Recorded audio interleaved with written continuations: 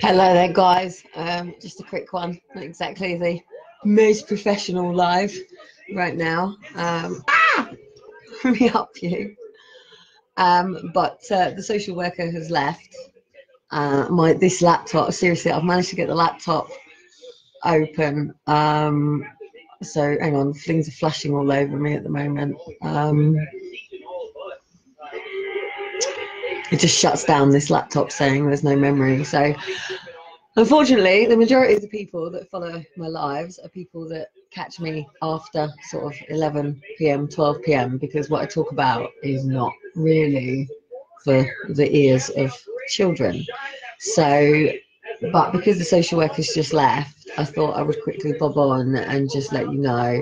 I've got monster trucks in the background, I'm afraid, because I'm just chilling with the boys because the appointment was at 9 o'clock this morning. So we haven't had our sort of quiet in time. I mean, Elijah was actually asleep when she got here. So, but you know, the challenge is when it comes to social care is somebody like me who has Ehlers-Danlos syndrome has a right to have these people working for me, and in order to sign reasonable adjustments for people to deal with me in a different way, because we're not all the same. But when you have an actual physical diagnosis and a physical condition and your children are in the system, then there is this thing like education special needs, and the people that tick this off is social workers.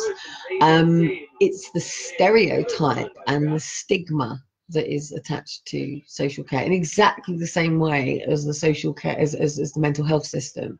I mean, everybody knows that there is a stigma associated to mental health, and I said that to her today.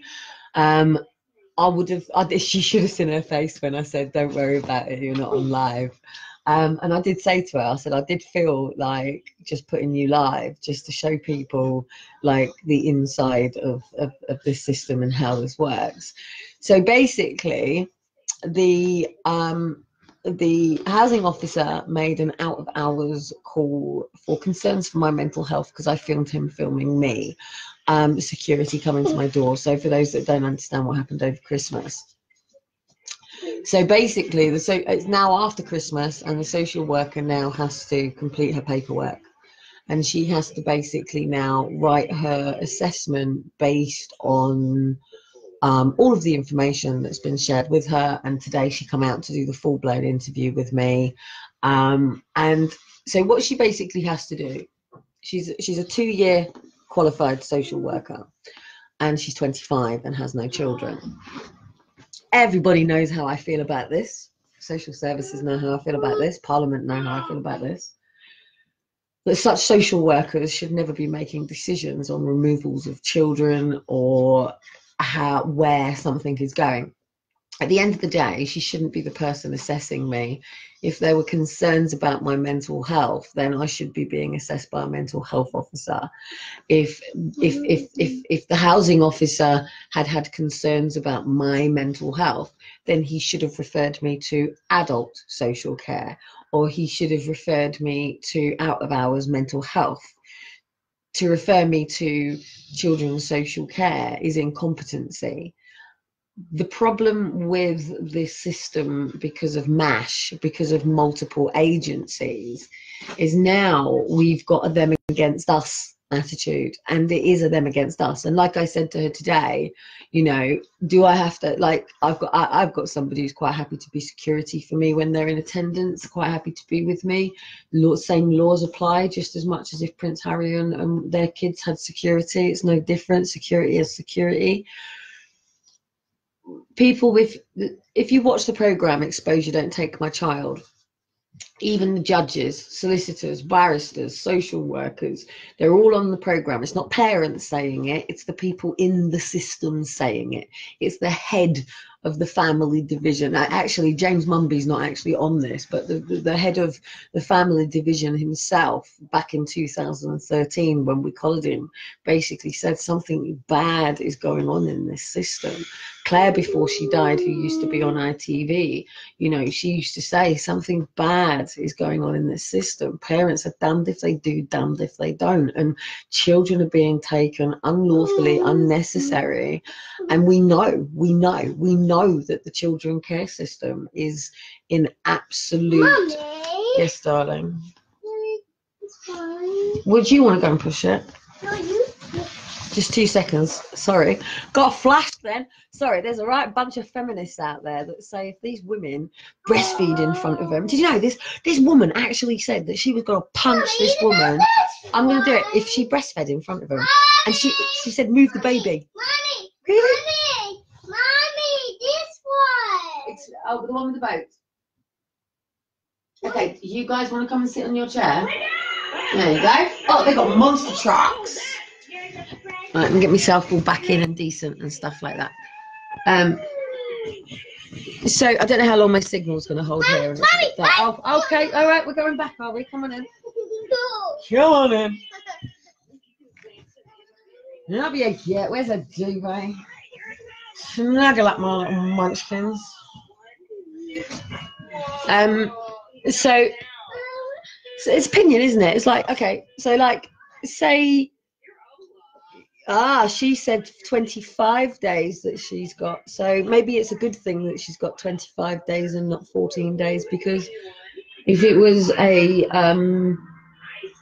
like, what support would I need from social care? Okay, the support that I need from social care would be if I ended up in, say A&E, because of, I'm a mother.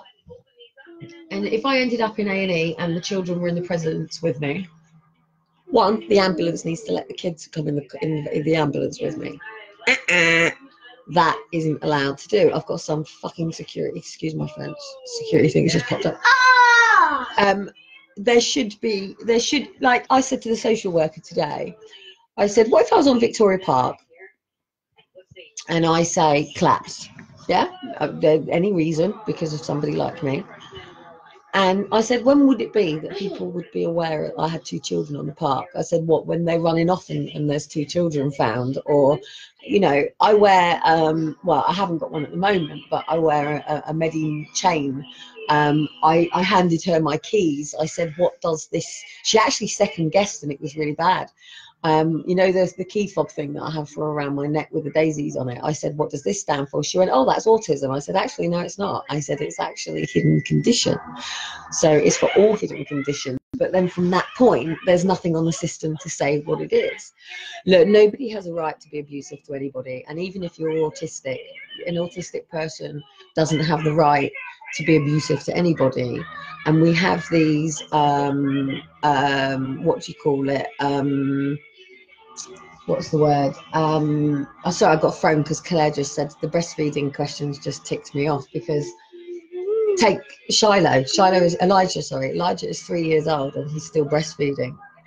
Many, if actually, sorry, the drilling's going on, can you hear it? Even it actually started drilling just before the social worker left, so she got to hear it. So if you can hear the drilling,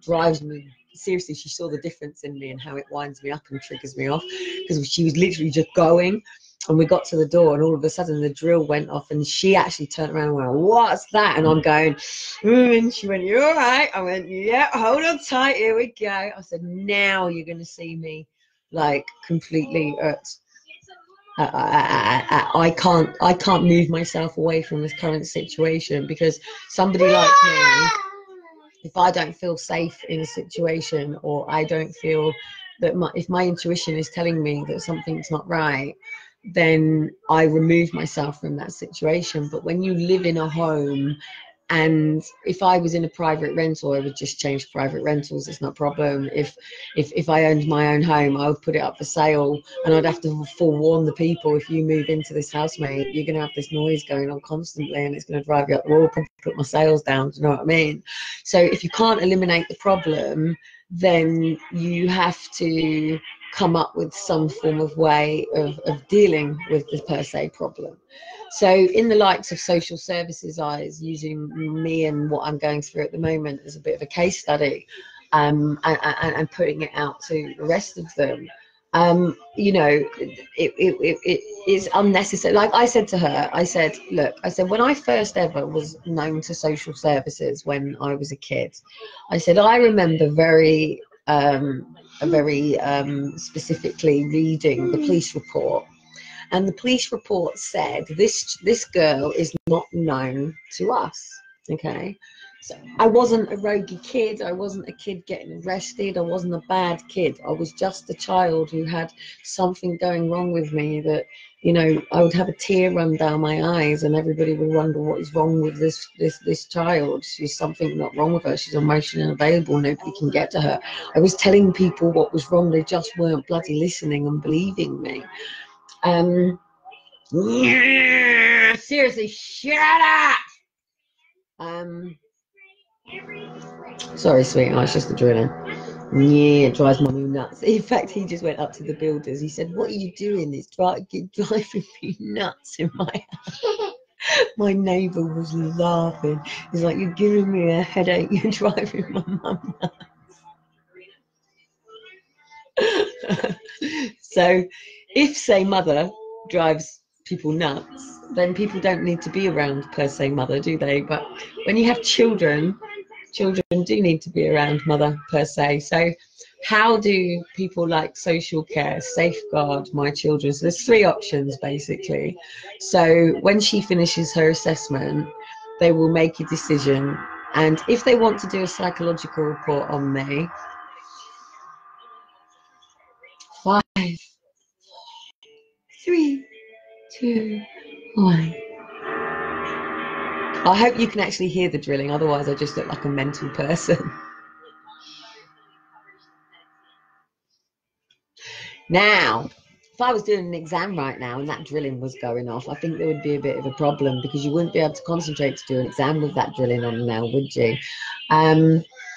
So, oh, seriously, I just want to now go out. But the challenge of going out is I've got to pack up my whole house to go out, because I live in a city and there isn't really anywhere to go if per se someone doesn't want to be in their own home. And I'm a very homely person, and because I do live with EDS, I like to be in my home. And so I actually showed her the video of my feet last night. So if anyone don't know, I actually showed you the extent of the mobility of my physical body, because you look at me, I mean, I'm freaking, my neck's killing me now because I'm trying to turn to the side because I'm actually facing that way. The boys are watching Monster Trucks on the telly and I've got the laptop to the side, and it is absolutely cricking and killing my neck. But you can't see that now, can you? I even told her about, you should have seen her face when I told her about bloody Debbie over. I seriously, she's told me to get Debbie taken out. She said that she can't be doing that. She can't be barging into me when I've got EDS, and certainly not for somebody who's circles of support. And she certainly shouldn't be standing in between me and my children at any point. The challenge that you've got with someone like me is if you come in between me and my children, I will remove you as quick as possible to get to my children. Even she gets it. The social worker gets it. The problem that I've got to be careful with is the social worker wears red nail varnish, and the Lord so shows me signs all the time, devil in Prada and all of that. So, you know, but she said a lovely comment.